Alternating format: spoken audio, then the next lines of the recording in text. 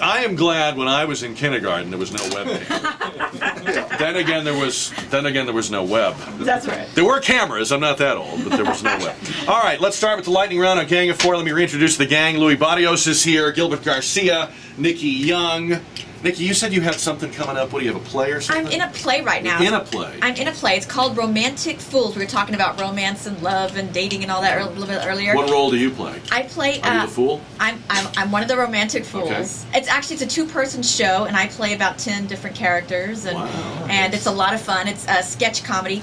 It's written by Rich Orloff, who wrote on Seinfeld. So it has that kind of mentality. It's over at the Cameo Center, and it runs till March 13th. So Fridays and Saturdays at 8 p.m.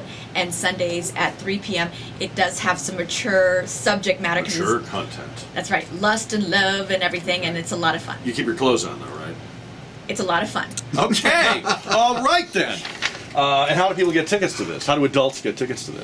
You can go to cameocenter.com. That's www.cameocenter.com, or follow me on Twitter, and you'll see all the details to that. Unless you're a BYU basketball player. That's right. We were talking this week about the mayor's initiative. He's got some leftover federal stimulus money. He wants to put fitness equipment and diagrams that teach people how to exercise in certain city parks. My thinking was, if you're a lazy ass couch potato, you'd have to get down to the park to see this. Mm-hmm. You're probably not going to the park, right? If you're one of these people the mayor is targeting, you're not on your way to the park. You're on your way to the drive-through. Why doesn't he put the exercise equipment at like Wendy's or Taco Cabana? Isn't that where you'd find these people? Now that's an idea. But is it really even the role of city government to try to make us all more physically fit? Well, Where did that come from? It really isn't, but I mean, this is probably part of the whole stimulus deal. You know, you have this money coming in; it has to be it's earmarked for a certain thing, and let's use it. I think the mayor's has come in with very much with this. If you forgive the use of the word, holistic sort of view on a lot of these things. You know, he's really expanded the role of the mayor in terms of education, thinking that, you know, looking at it and saying early education is important, and we need to get the parents involved, and if we don't have an educated workforce, then, you know, it's going to affect us economically. And I think he's looking at this the same way, that if nutrition and exercise isn't there, it's going to affect school performance, and it's going to health issues for the city and all that. So I think he's trying. I don't know how effective it's going to be. It's a domino effect. You're exactly right. And so if we can all do a little bit of allowing us to have some fittervention, the mayor do a fittervention, and get us all situated, and like you said, it's a cyclical effect. When we're physically fit, we're mentally fit, and we progress and we perform better. But we don't, city government is not there to make us better people. Okay. I mean, isn't the job, the basics, the infrastructure, the public safety, the stuff you were just talking about, Louis, the core missions, which they're already telling us they can't afford. Well, they're already telling us. He's also going to tell us he needs another 8-cent sales tax. But it's stimulus money, so that's why he's looking at this. But I mean, where does this end? I don't elect these people to make me a better person. I don't get it. I don't think it will even work. I can't believe that a person who has let themselves go will suddenly say, if Mayor Castro wants me to get down to the park, all right, I'm going to do it. Up until now, nothing's mattered. You know, Oprah couldn't reach me, Dr. Phil couldn't reach me, my own family couldn't reach me, the way I look in the mirror couldn't reach me. But if the mayor wants me to go do chin-ups at the park, all right, I'm going to go do it. That bully pulpit is not going to... come on. I will give him credit for one thing. Unlike a lot of politicians who advocated, at least he's in perfect physical shape himself. He walks the walk. All right. This week we talked to a student at Texas State University who started the first of its kind scholarships for which only white men are eligible. Do we need white male only scholarships? I think we have enough scholarships out there. If you want to do a scholarship, find something to do, but not one based on division. Once again, let's. But aren't there already other scholarships that are specific to ethnic groups or races? Yeah, there are. But so why not one for white guys? Well, I guess. I mean, if you want to raise some money for scholarships, I'm all for education. So if you really must, then go ahead. But it just seems like it just continues to divide us more and more and more. Should we also feel that way about the NAACP or traditionally black universities that only give financial aid to black students, or is that divisive? Well, you're right. I mean, okay, hey, you convinced I don't know. I mean, I'm let asking him the have question. his scholarship. I think anybody. I think they should all be allowed to offer it, whoever they want to offer it. Yeah. Did you know that Ball State University in Indiana, that David Letterman has a scholarship that if you promise to maintain a C average, he'll pay for your college? No kidding. So Wow. Where now was that when I was going to school? So now not only is it ethnic groups, it's also we're asking for, academics. And so I think there's all kinds of, different kinds of areas that we can apply for scholarships. I applied for scholarships of all kinds. I mean, there were so many scholarships out there for different kinds of, if you're short, there's a scholarship. If you're under 5'4", I mean, so I don't think it's a racist thing. I think it's just how they have, All right, a new group of, not a new group, but a group of evangelists who are progressive or left-leaning have started an advertising campaign called What Would Jesus Cut?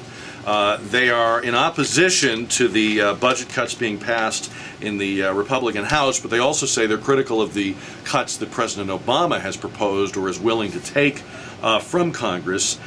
In the What Would Jesus Cut campaign, dozens of Christian leaders have lent their signatures and their support, saying cutting programs that help those who need them is morally wrong. I would argue that there's nothing more immoral than what we were talking about earlier, visiting debt on unborn children. I mean, whatever you think of government, this program or that program, isn't it immoral that we've indebted unborn generations of Americans? Yeah, I think if you're going to make an argument about what you think is a proper cut for the federal government, make it on the merits, but to try to have us imagine Jesus Christ as a congressman or a president of the United States and try to make us. I think it's a manipulation to try to make us. Isn't it using religion as kind of a blunt weapon? Exactly. Yeah, that's crazy. I had not heard this. That is like going down to the barrel and finding just whatever it will take to get people to listen. And I think that's just blasphemous. I happen to know Jesus wants a flat tax. I happen to know that. So. Anyway, all right, Charlie Sheen. What can we say about Charlie Sheen? He's got tiger blood. What's your favorite? He's by winning. Which of these catchphrases is your favorite? Do you like winning, tiger blood, I'm on a warrior? drug. I'm on a drug. It's Charlie Sheen. Yeah. I'm on a drug. It's called Charlie Sheen. I took some Charlie Sheen this week. It gave me a terrible headache. What about this? I mean, I'm fascinated by people's fascination with this because I think he might be the smartest guy in the room. I think he's playing this thing like a violin. I mean, on one level, I do think he's destroying himself. I mean, I'm not suggesting that he might not be in real physical jeopardy here. He looks like hell. But on another level, hasn't he figured out, Nikki, how to He really has. how to play it? Oh yeah. Go ahead, any of you. Go ahead. Well, I mean, if he does a reality show where he's Hugh Hefner, He's doing one He is now. now. slash I was like, Oprah, yeah. but actually making money for it. That $1 million he's making, he'll eclipse that with billions. If he'd be Hugh Hefner slash Oprah slash, he could have Charlie's harem with his goddesses in Australia, and Hugh Hefner would be envious of the. The goddess thing sounds exhausting to me. Maybe The it's muse. middle age now, but that sounds exhausting. They're I don't his think I muses, Jack. could. Yeah, that's a lot of birthdays to remember. And he could do The Bachelor too. He could have where he has 100 bachelorettes, and they all go to like Australia a shopping with him. cart for Valentine's Right, Day. they all go to Australia with him, like with Oprah. Oprah, Hugh Hefner, and The Bachelor. Isn't it funny, Gilbert, how young guys are? He is like a cult figure, and yet it's not like you could have his life. I mean, his money is what's making this possible. It's not tiger blood, you know. Yeah, I look at him and I there have been times when I think maybe he's playing it up a little bit doing a performance, but I think that he to a great degree we're seeing the real guy because I think he is an egomaniac and he's a conspiracy theorist. I mean, years ago he was pushing this 9/11 was an inside job thing. I mean, he's is he a truther? Yes, Oh, he I didn't is. know Yes, that. he is. So, I didn't know and that. as a matter of fact, I think when Denise Richards, his ex-wife, left him, she talked about how he would just go on and on about this stuff. So, I'm not sure that the guy we're seeing on TV is that far. There's a theory that that this is all an act, but I think No. I think I don't think it's that far from the real The guy. problem is that, remember when Robert Downey Jr. started spiraling with his drug situation? The problem is Robert Downey Jr., or the best thing about Robert Downey Jr. is he came back, but he's a good actor. Charlie Sheen's not that good of an actor. Come on, Hot Shots Part 2 was He was good in Ferris Bueller's Day Off. That's the On bad one part. level, there is one part of this that does interest me. I actually think that Hollywood should just not be so worried about this moral turpitude thing. It seems like what triggered this was somebody at the production company or CBS worrying about his personal life vis-a-vis this 2.5 Men sitcom. You know what? I think people have known for years that he was kind of kind of out there, and it's the #1 show.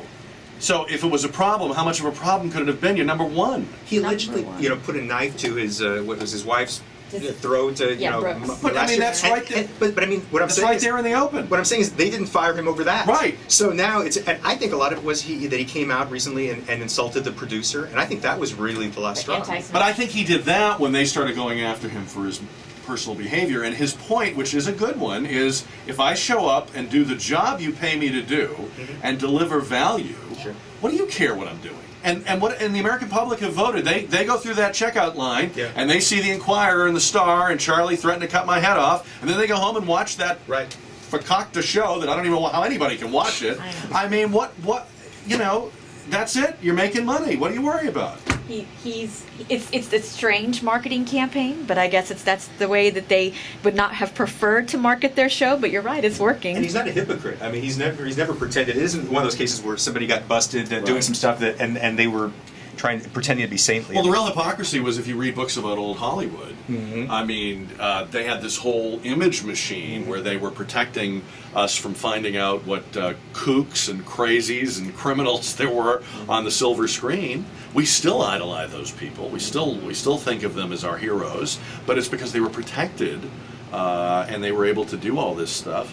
I don't know. I don't approve of what he's doing, but it's not for me to judge. It's not up to me, If I don't like it, I don't watch the show. Speaking of Twitter, he got 300,000 followers within a 2-hour time frame. Yeah. Like, that is some sort of crazy marketing, right? And they all tuned in, and the rerun of 2.5 Men still was #1. So you're right. Crazy. Quote machine. He is a quote machine, but I don't know if his kids would like to know that about their father years from now. But All right, you've said a lot. We've solved nothing.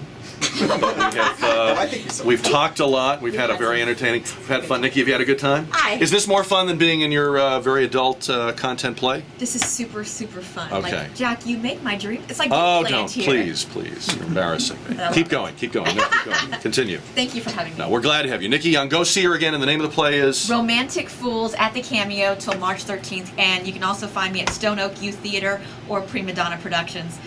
Come be a part of the arts community. I'll hook you up. All right. Louis Barrios, you'll see him. If you go to one of these restaurants, it's very likely And you'll North run into Star him. Gives. Come to the restaurant and buy some tickets to the North Star Mall event so that Viola's Huge Heart Foundation can Are you win. usually at Hacienda or usually at the... Lunch at Barrios, dinner at Hacienda. So if you want to see me, that's where I'm at. And if you don't want to see me, that's where I'm at. That's how to avoid him. All right. Gilbert Garcia, you can read him. I don't know if you can see him, but you can read him at plazathearmastx.com. And good luck with the book you're writing. Thank you very much, Jack. All right. We're back with more Gang of Four heading into the weekend. It's 11:43.